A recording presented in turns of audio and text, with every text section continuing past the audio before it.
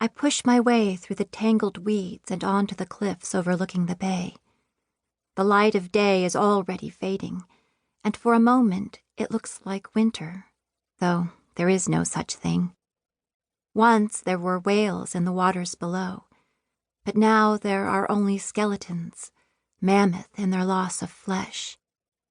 I imagine them as they were when they still existed, full of breath and body, before the ocean could no longer hold them. Vines snake around the buildings below, flowers twisting around the shoots. The whole city pushes out of the land as though it's blooming. Mirabae is already here, stretched out like a starfish, waiting. I stand hidden in the shadows of the trees, but she senses my presence. "You're late," she calls out, her eyes closed. "I've been here forever." The gills behind her ears flick open and closed. They allow for the release of air from the body, for breathing underwater.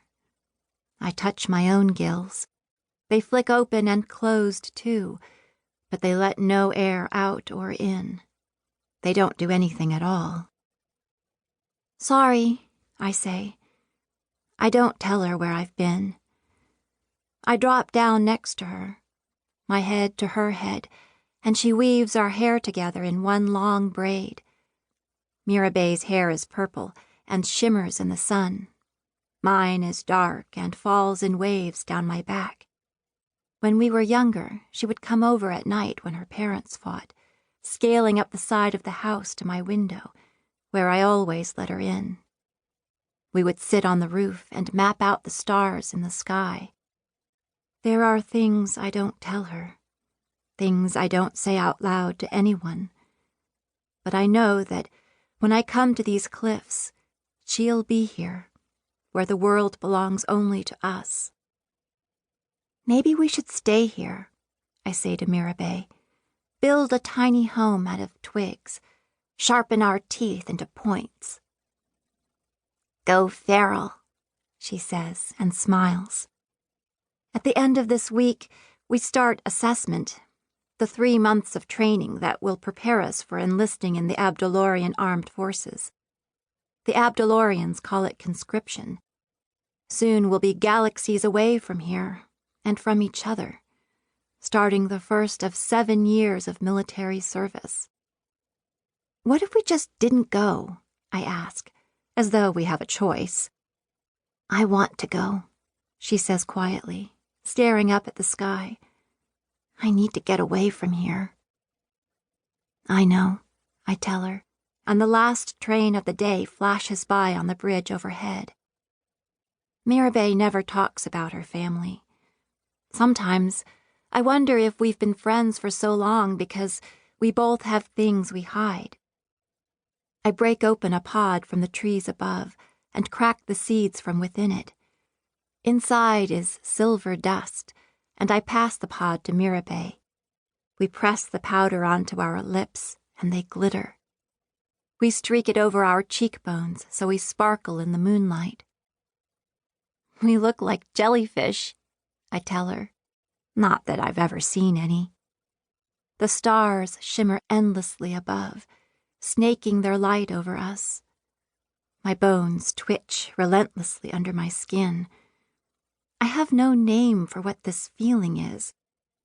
I push myself off the ground, shaking the dirt from my fingers. Mirabae stands up next to me. Nothing more needs to be said. We both know what comes next.